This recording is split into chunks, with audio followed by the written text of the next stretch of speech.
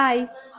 Welcome to one more vlog. అందరూ ఎలా ఉన్నారు? నేనైతే చాలా బాగున్నా అండి. అమ్మ వాళ్ళ ఊర్లో ఉన్నాను కదా! సో, ఇవాళ ఉగాది ఫెస్టివల్ అయిపోయింది. అంటే ఎస్టర్డే అయిపోయింది కదా! ఇవాళ వెన్స్‌డే. వెన్స్‌డే అంటే ఇంకా నాన్ వెజ్ ఉండాల్సిందే. సో, ఇవాళ నాన్ వెజ్ చేస్తున్నారు. యాక్చువల్‌గా ఇంట్లో ఉన్నానన్నమాట. పాతింట్లో. సో, మీకు ఆల్రెడీ ఈ ఇంట్లో వీడియో అయితే చూపించాను. సో, ఇప్పుడైతే అమ్మ నాన్ వెజ్ చేస్తుంది. అది చూపిస్తున్నాను. కొత్తగా నా ఛానల్ని ఎవరైనా చూస్తున్నట్లయితే సబ్స్క్రైబ్ చేసుకోవడం మర్చిపోద్దండి. ప్లీజ్ సబ్స్క్రైబ్ చేసుకోండి. మీరు సబ్స్క్రైబ్ చేసుకోవడం వల్ల నాకు కూడా ఇంట్రెస్ట్ వస్తుంది. సో, మంచి మంచి ఇంట్రెస్టింగ్ వీడియోస్ అయితే డైలీ అప్లోడ్ చేయాలి అని చెప్పి.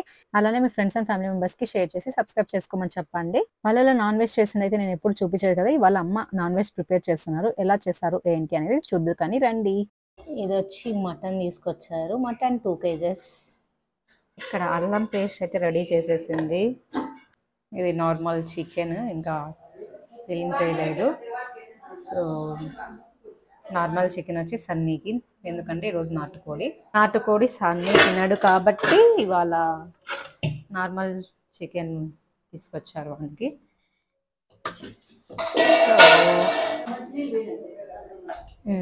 అది వచ్చి నాటుకోడి. ఎన్ని కేజీలు మా?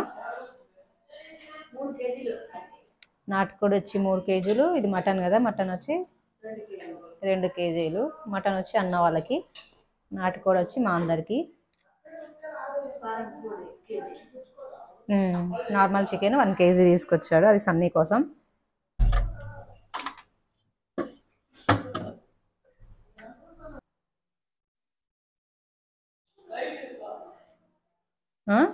ఉందిలే, వెళ్తురా. క్లీన్ చేస్తా ఉందమ్మా. ఆనియన్స్ కట్ చేయాలంట. ఇప్పుడు ఆనియన్స్ అయితే కట్ చేయాలి. పాప అక్క ఊపుతుంది. ఇది వచ్చి పెరుగు పచ్చళ్ళకి రెడీ చేసి పెట్టింది.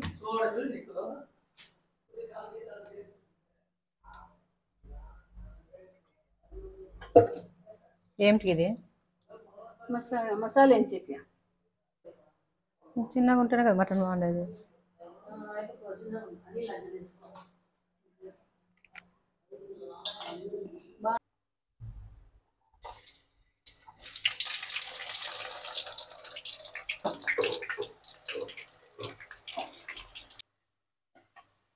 ఇలా రెడ్గా అయినాక అల్లం పేస్ట్ వేసేస్తూ ఉన్నాను.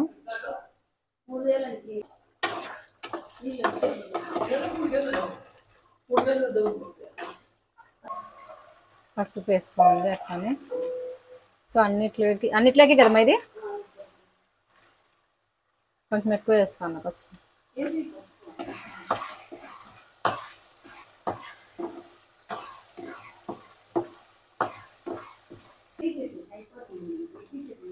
సో ఇది వచ్చి చికెన్ నాటుకోడి పెట్టేశాను. ఏం వేయలేదు, జస్ట్ ఉడుకుతుంది అని చెప్పేసి పెట్టేశాను అన్నమాట. పెట్టేయమంటే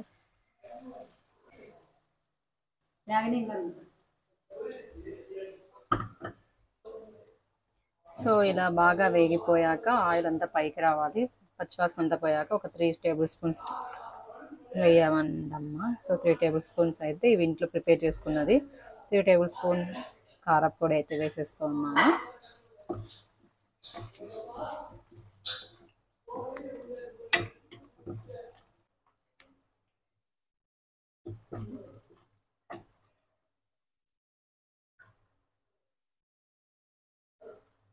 ఒక పక్క చికెన్, ఒక పక్క మసాలా అయితే రెడీ అవుతుంది.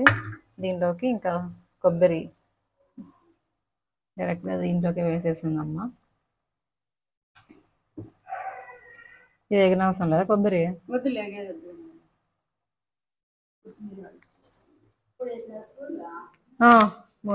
అట్లా వేసిన అంతే. 3 కరెక్ట్గా ఆ స్పూన్తో. తక్కువ తీసుకున్నా.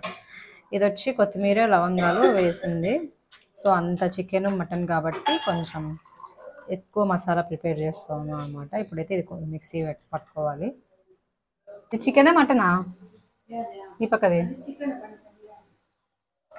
మామూలుదా? ఇది నార్మల్ చికెన్ ఫార్మ్ కూడా అంటారు కదా, ఆ చికెన్ ఇది.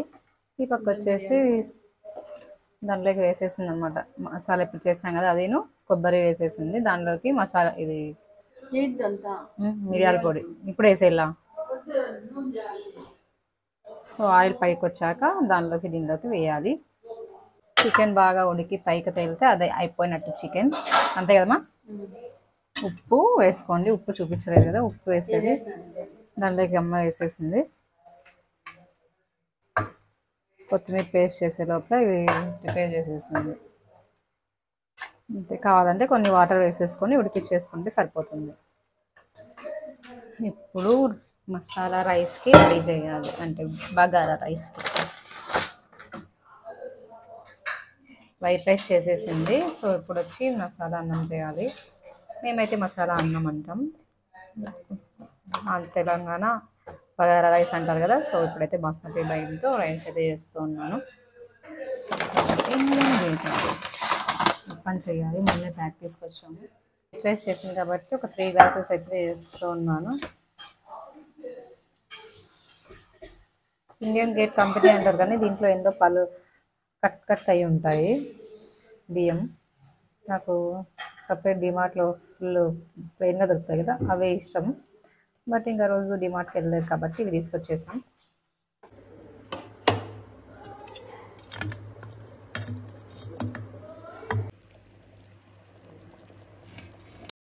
ఇంకా చేసిన వంట అంతా తినేసి ఇంకా అంతా షూట్ చేయలేదండి, అక్కడ వరకే షూట్ చేశాను. సో తర్వాత ఎందుకో గుర్తులేదు కానీ ఆ రోజు షూట్ చేయలేదు. సో పాప అయితే ఇంకా అమ్మ వాళ్ళతో ఆడుకుంటూ ఉంది, అప్పుడే లేచింది.